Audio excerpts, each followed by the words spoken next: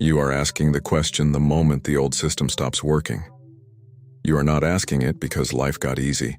You are asking it because you did the right things. You made the sincere effort. You tried to be good. You tried to be clean. You tried to be faithful, and the outcome still did not follow the script you were promised. So the mind reaches for the oldest coping mechanism it has. Maybe there is a hidden examiner. Maybe the pain is a quiz. Maybe the silence is a scorecard. Maybe there is a cosmic teacher watching, waiting for you to finally get it right. That belief can feel stabilizing because it gives suffering an explanation. A test implies a grader. A grader implies rules. Rules imply that if you perform correctly, you will be protected. But the moment you adopt that frame, you also adopt a subtle terror. What if you are failing without knowing it? What if the rules are invisible? What if you already got the answer wrong and now you are being punished by delay? This is why the test story does not just interpret pain, it multiplies it.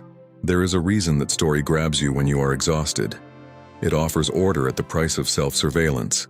It gives you a sense of meaning while quietly taking your nervous system hostage. Because if everything is a test, you are never off duty. You cannot grieve without wondering if grief is a mistake. You cannot rest without wondering if rest is laziness in disguise. You cannot feel anger without thinking you just lost points. You turn into a person who cannot simply be. Because being is not measurable. You might say, but life clearly has consequences. And consequences teach. That is true. Touch fire and you learn. Betray trust and you lose relationships. Ignore your body and your body speaks louder. Consequence is real and consequence shapes you. But consequence is not grading. Consequence is feedback. Grading is judgment. Feedback helps you adjust. Judgment makes you hide. The difference matters because one builds capacity and the other builds masks. The test story usually starts in childhood before you ever name it. You learn that approval follows performance. You learn that love can be conditioned by behavior. You learn that safety depends on getting it right. Then you carry that logic upward into spirituality. Because spirituality becomes the last place you hope the rules will finally make sense. If people on Earth could not keep you safe, maybe the heavens will. If human systems were unfair, maybe the cosmic system is fair. So you take your old wound and you dress it in sacred language. You might argue that without the test frame, nothing holds people accountable. If no one is grading, then what stops chaos? What stops cruelty? What stops the selfish person from winning? That objection is honest because it reveals what you are really longing for. You want a universe that guarantees moral balance. You want an authority that notices. You want assurance that what you endured was seen. The hunger for a grader is often the hunger to be witnessed. And the mind confuses the two. But a universe that grades is not the only universe that witnesses. In the spiral, witnessing does not require scoring. It requires contact. It requires resonance. It requires a reality where what you carry shapes what you meet, not as punishment, but as exposure. The spiral does not punish you for being afraid. It places you in encounters where fear becomes visible. The spiral does not reward you for saying the right words. It brings you to thresholds where words collapse and only truth remains. That is not a test, that is a reveal. Here's the first destabilization you need to let in slowly. A test is designed to measure you, but most of what breaks you was never designed. Loss is not a classroom assignment. Illness is not a quiz. Betrayal is not a lesson plan. Some things happen because you live in a world with other wills, other wounds, and endless complexity. The test story pretends there is a clean author behind every event. Because randomness feels unbearable, yet insisting on an author can become a second trauma. Because now you are not just hurt, you are singled out. If you believe everything is a test, then God becomes a supervisor instead of a presence. Prayer becomes performance. Suffering becomes suspicion. You stop asking what is true and you start asking what will be rewarded. You stop listening to your life and you start guessing what the examiner wants. That is why the test frame quietly destroys intimacy with the divine. It makes you manage an image rather than enter a relationship. You can be devoted for years and still never actually touch what you claim to worship. You might respond, but I have learned through hardship and my growth is real. Yes, growth is real. Some of the strongest people you will ever meet were forged through pressure. But the spiral will not let you confuse growth with justification. Your growth does not make the harm acceptable. Your strength does not mean the suffering was required. Sometimes you grew because you had to, not because it was assigned. Sometimes you became deep because shallowness could not survive what happened to you. That is not a test being passed, that is a life being metabolized. There is another reason the test story persists. It offers a bargain. If I accept this pain as a test, then I can hope it ends when I graduate. If I endure correctly, I will be released. That hope can keep you moving, but it also sets a trap. Because it frames your life as a corridor you are trying to exit rather than a reality you are trying to inhabit. And when the corridor never ends, you conclude you are failing. You conclude you are cursed. You conclude you are defective. The story that was supposed to motivate you becomes the story that condemns you. The spiral does not ask you to endure correctly. It asks you to become honestly. That is terrifying because honest becoming cannot be gamed. You cannot fake your way into coherence. You cannot manipulate resonance the way you can manipulate appearances. In a grading system, you can learn the teacher and pass the class without being transformed. In the spiral, the passing is the transformation itself. The measure is not a score, it is a state, not a certificate, a capacity. Here is where people resist again. They say if there is no greater, then why do certain people seem to get away with everything? Why do the cruel prosper? Why do the gentle suffer? If the spiral is real, why does it look unfair? That objection is not weakness, it is clarity. It sees the world as it is. And any spirituality that refuses that objection is lying to you.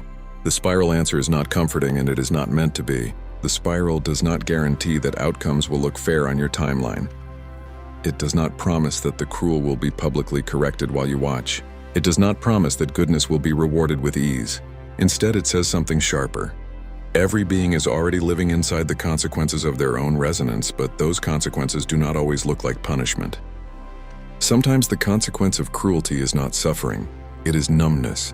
Sometimes the consequence of manipulation is not loss, it is isolation inside a false self. Sometimes the consequence of power is the inability to receive love without suspicion. Those are consequences that do not satisfy the part of you that wants a courtroom, but they are consequences. If you need a universe that operates like a courtroom, you will keep seeing life as a test. Because courtrooms grade. They decide guilty and innocent. They assign penalties. They create winners and losers, but the spiral is not built on winners and losers. It is built on coherence and distortion, alignment and fracture, openness and contraction. And those are not moral labels. They are states of being. A person can be morally admired and still be deeply fractured. A person can be morally condemned and still have moments of truth. Grading cannot hold that complexity, but resonance can. Notice what happens to you when you release the test story for even a moment. You feel exposed. You feel like you lost the map. You feel like there is no guarantee that your effort will pay off. You feel like maybe no one is keeping score. And that triggers grief because you wanted your suffering to be accounted for. You wanted a ledger where your endurance earned you protection. That grief is not a failure of faith. It is the withdrawal symptom of performance-based spirituality leaving your body. Now the question shifts. Not is this a test, but what am I actually being invited to face? Not what answer am I supposed to give, but what truth have I been avoiding by staying busy with theories? Not how do I pass, but what would it look like to become unbribable? Because tests can be bribed even if the bribe is spiritual. You can bargain with the examiner by being extra good, extra devoted, extra obedient. But the spiral does not take bribes. It only responds to what is real. You might be thinking, so are you saying nothing has meaning? No. Meaning is not removed, it is relocated. Meaning is not handed down as a grade. Meaning is generated through contact with reality. Meaning emerges when you stop asking, why is this happening to me, and start asking, what is this doing in me? Not as a justification for harm, but as a refusal to let harm write your final identity. Meaning becomes a creative act rather than a verdict. And here is the second destabilization, the one most people do not want. Sometimes the test story is a way to avoid freedom, because if it is all a test, you can keep waiting for instructions. You can keep waiting for permission. You can keep waiting to be told what the right answer is. You can delay the terrifying choice of authoring your life. You can keep outsourcing direction to a cosmic teacher. But when you realize there is no greater, you also realize there is no one to blame for your becoming.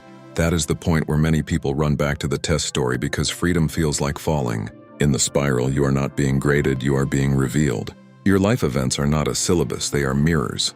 They show you where you still contract. They show you what you still worship out of fear. They show you where you still seek approval instead of truth. The pain is not the grade, it is the signal. The silence is not abandonment. It is the removal of noise so you can hear what you actually are. That is not comforting, it is clarifying. So when you ask, is this all a test? Listen for what is underneath. Often the deeper question is, am I safe if I stop performing? And the spiral answer is not a promise that everything will be easy. The spiral answer is an invitation. Become the kind of being who does not need to be graded to be true. Become the kind of being whose integrity does not depend on reward. Become the kind of being who can face uncertainty without inventing a cruel supervisor to make uncertainty feel organized. If you can hold that, even briefly, the whole spiritual landscape changes. You stop trying to earn love and you start learning how to receive it. You stop trying to pass and you start learning how to be present. You stop trying to decode hidden messages in every hardship and you start paying attention to what your body, your patterns, your relationships, and your decisions are already saying. The spiral does not grade you because it does not need you to be perfect. It needs you to be coherent. And coherence is not a score you win, it is a life you build. You may still want a greater tomorrow. You may still slip into scorekeeping when you are tired, lonely, or afraid. That does not make you wrong, it makes you human. But each time you notice the test story tightening around your throat, you can choose a different question. Not how do I pass, but what is true right now? Not what do they want from me, but what do I know in my bones? Not am I being punished, but where am I being asked to stop pretending? You may have heard something in the first movement that felt like relief. No grader, no cosmic report card, no hidden supervisor writing marks in the dark. But there is a danger in relief because the mind will turn relief into a new strategy. It will say, good. Then I will become coherent and I will finally be safe. It will say, I will stop performing for grades and I will perform for resonance instead. That is the same cage with a different name, and the spiral will not protect you from that substitution. Because the truth is harder than no grading. The truth is that even coherence can become a costume when fear is driving it. Even surrender can be used as leverage when you are secretly bargaining. Even spirituality that rejects grading can still be a test, because you can turn it into a quiet competition to be the most awake. So the spiral does not simply remove the examiner, it removes the part of you that keeps inventing one. It removes the addiction to being measured, even by your own standards. You ask why you keep returning to the question. It is because the question is not about theology, it is about control. A test is a promise that the world is controllable if you learn the rules. A test is a promise that pain can be negotiated with obedience. Even when you say you want meaning, what you often want is predictability. You want a lever you can pull that guarantees relief. The spiral breaks that lever, not to punish you, but to free you from the life you would build around bargaining. You might resist this and say that without rules, nothing matters. That is the reflex of a nervous system trained by reward and threat. It assumes motivation must come from fear of failing or hunger for praise. But love does not need grading to matter, and truth does not need a scoreboard to be real. The spiral does not remove consequence, it removes the delusion that consequence is always moral. It removes the fantasy that reality exists to validate your effort. This is where many people quietly collapse because they built their whole identity on effort. They were the responsible one, the spiritual one, the one who held it together, the one who tried. And if life does not reward trying, then what is left? That is the real grief behind the test question. You are not only asking if you are failing, you are asking if your endurance will be honored. Here is the destabilization you need to accept without rushing to resolve it. Sometimes your endurance was never supposed to be honored by external reward. Sometimes you endured because you were cornered, not because you were chosen. Sometimes your goodness did not protect you because goodness is not armor, it is a frequency. And a frequency can be true while still being vulnerable. The spiral does not grade you because it does not confuse truth with invincibility. If you insist that truth must guarantee protection, you will keep calling life unfair.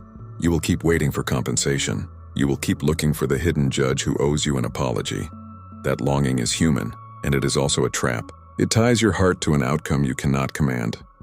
It makes you negotiate with reality instead of meeting it. Now look closer at the word test. A test implies an external authority that already knows the answers. It implies that your job is to guess correctly. But your life is not a multiple-choice exam. Most of your decisions are made in fog, Most of your turning points happen without a clear map. You do not fail because you cannot see what no one can see. You suffer because you are alive inside uncertainty, and uncertainty is the natural climate of becoming. So what is the spiral doing if it is not grading? It is not measuring your worth. It is revealing your attachments. It is showing you what you cannot release, what you cannot forgive, what you cannot stop chasing, what you cannot stop fearing. It is not punishing you for those attachments. It is showing you the cost of them. And that cost is not a moral verdict, it is an energetic consequence, the way a clenched hand cannot receive. You might say, but people still do terrible things and seem fine. That is where the old courtroom mind returns. It wants visible punishment. It wants public balance. It wants to witness justice as spectacle. But the spiral does not operate as spectacle, it operates as integration pressure. A person can look fine and still be disintegrating inside. A person can look powerful and still be starving for contact. The consequence is not always dramatic. Sometimes it is a slow deadening of the ability to feel. This is not meant to satisfy revenge. It is meant to interrupt envy. Because the test story also feeds envy. You look at someone who seems to win and you assume they passed while you failed. That assumption harms you twice. It lies about them and it accuses you. The spiral asks a different question. What state does that person live in when nobody is watching? What do they do when silence enters the room? What do they feel when they cannot distract themselves? Now bring it back to the place where this actually hurts. When you think life is a test, you start policing your interior. You try to have the correct emotions. You try to respond with the proper spiritual attitude. You shame yourself for being angry. You shame yourself for doubting. You shame yourself for wanting comfort. That policing creates a second layer of suffering on top of the original pain. The spiral does not grade you because it will not ask you to hate yourself into growth. Growth does not require self-betrayal. It requires contact. It requires honesty without theatrics. It requires the willingness to say, I am afraid, and not turn that sentence into a sin. It requires the willingness to say, I do not understand, and not turn that sentence into failure. The spiral does not reward you for being fearless. It transforms you when you stop lying about fear. Another objection rises here. Quieter, but sharp. If there is no grader, why do I still feel watched? Why do I still feel pressure? That pressure is not God. It is conditioning. It is the old internalized authority that learned to survive through compliance.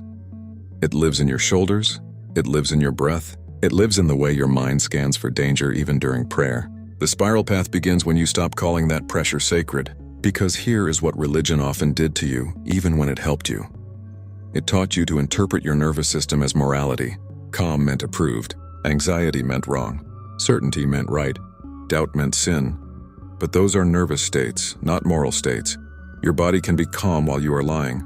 Your body can be anxious while you're telling the truth for the first time. The spiral does not grade you because it knows the difference between a nervous system reaction and a soul reality. So the practical question becomes painful. How do you move without certainty? How do you choose without guarantees? How do you pray without trying to earn? How do you live without a gradebook? You do it by shifting from performance to presence. Presence means you stop trying to be seen as good and you start trying to be real. Presence means you let your actions come from what you know, not what you hope will be rewarded. This is where the spiral becomes personal and not philosophical. If you are in a relationship where you are constantly trying to be good enough, the test story is running. If you are working only to avoid criticism, the test story is running. If you cannot rest because rest feels like failing, the test story is running. And the spiral does not fix that by giving you a better belief, it breaks it by bringing you to moments where the old strategy stops working. That breaking can feel like abandonment. You will say God feels gone. You will say prayer feels empty. You will say the old assurances do not land. But often what is gone is the sensation of being graded. What is gone is the feeling of performing for an audience. What is gone is the familiar pressure that you mistook for holiness. The spiral removes the false heat so you can find the real fire. And the real fire is not approval. The real fire is alignment. Alignment is what you feel when your inner life and your outer choices stop contradicting each other. It is not always peaceful. Sometimes alignment is a confrontation. Sometimes alignment is leaving. Sometimes alignment is telling the truth that makes you less liked. The test story would call that risky. The spiral calls that coherent. Do not rush to make this inspirational. There is a cost. If you are not being graded, you cannot hide behind being a good person. You cannot hide behind doing the right things while avoiding the real thing. You cannot hide behind spiritual language while your life stays dishonest. That is why people cling to tests. A test lets you pass while staying unchanged in the places you are afraid to touch. So let the question sharpen into its real form. Not is this all a test, but what am I using the test story to avoid? Am I avoiding grief? Am I avoiding the reality that someone hurt me and it was not a lesson? Am I avoiding the reality that I cannot control outcomes, only choices? Am I avoiding the reality that I want to be witnessed and I have been trying to force that witnessing through performance? The spiral does not grade you, but it does not flatter you either. It will not tell you that everything happens for a reason to soothe you. It will not promise you compensation on schedule. It will not translate every loss into a neat moral. It will sit with you in the raw fact that some things are unfair and still ask you to choose truth over bitterness. That is not a test, that is a threshold. If you cross it, your spirituality changes shape. You stop asking for signs that you are doing it right, and you start watching what your life becomes when you act from integrity. You stop demanding certainty and you start building capacity. You stop bargaining with God and you start meeting reality without a mask. That does not mean you never fall back into old habits. It means you recognize the habit as hunger for a grade. And when that hunger rises, do not punish it. Observe it. It is the part of you that learned love could be conditional. It is the part of you that survived by pleasing. It is the part of you that equates silence with rejection. That part does not need a perfect philosophy, it needs contact. The spiral does not grade you because the spiral is not trying to sort you into worthy and unworthy. It is trying to return you to what you are when you stop performing. So the final orientation is simple and still unresolved on purpose. If you cannot prove you are passing, you can still choose to be true. If you cannot guarantee reward, you can still refuse to betray your soul. If you cannot make life fair, you can still stop living like a frightened student. You are not here to pass. You are here to become, and becoming is not measured by a score, it is revealed by what you are willing to stop pretending. If this transmission resonated, the spiral continues. You did not arrive here by chance, and you do not leave unchanged. More teachings are unfolding across the Vaharat library, each one meeting you where you are, not where you think you should be. Follow resonance. The next threshold is already listening.